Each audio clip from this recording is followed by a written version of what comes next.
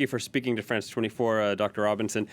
Want to begin by asking you, the WHO does not consider that there is a hugely underestimated situation in Africa. Do you share that opinion?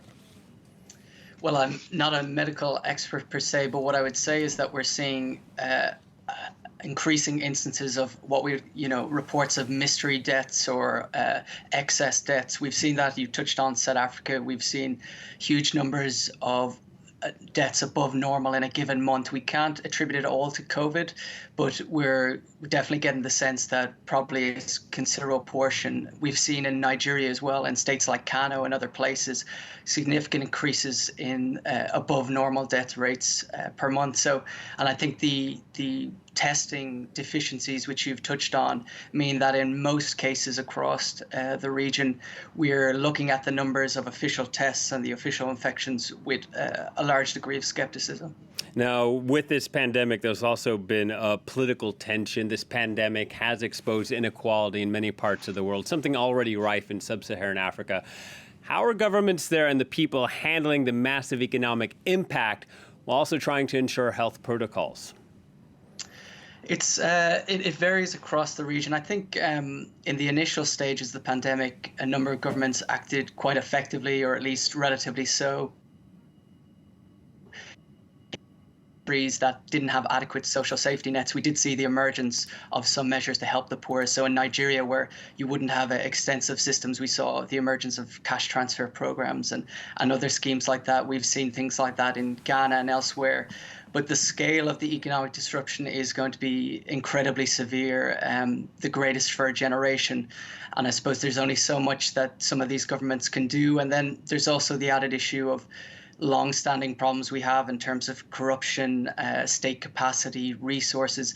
And we're seeing some of those tensions emerging now in terms of healthcare workers around the region striking and protesting about the lack of adequate personal protective equipment, the lack of protection, and the fact that they're not really able to cope with the scale of the crisis that's emerging and will likely get worse in the coming months. The worst economic damage in a generation. You mentioned the corruption. Earlier in our report, we were talking about Zimbabwe.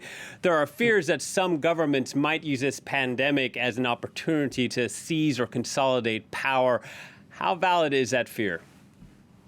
It's definitely something that we've seen in a variety of states. When the pandemic just arrived, we had a few elections that a lot of civil society groups and opposition parties were saying shouldn't go ahead. We had that in Guinea.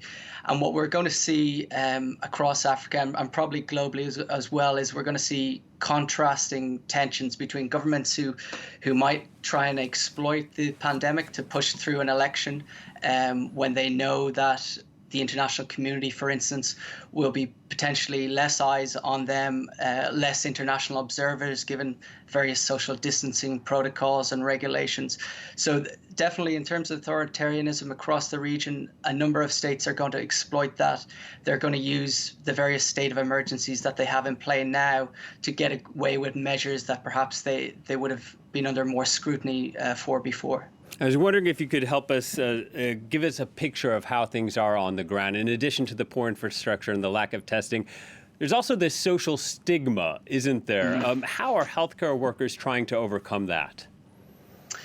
It's difficult, I suppose. In West Africa, you have the lessons from the Ebola crisis. So I suppose in certain cases, the healthcare workers and the systems there are trying to build on experiences from that crisis in terms of breaking down the stigma. But what we've seen in a number of countries, on the basis of the fact that the pandemic hasn't officially hit Africa as hard as the rest of the globe, it's affirmed for many Africans this sense that it's an elite disease.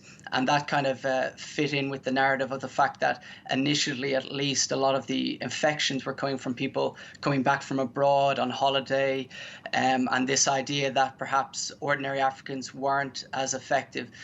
And it touches on an element, a grain of truth in terms of the demography of the continent, the median age, the youthful population.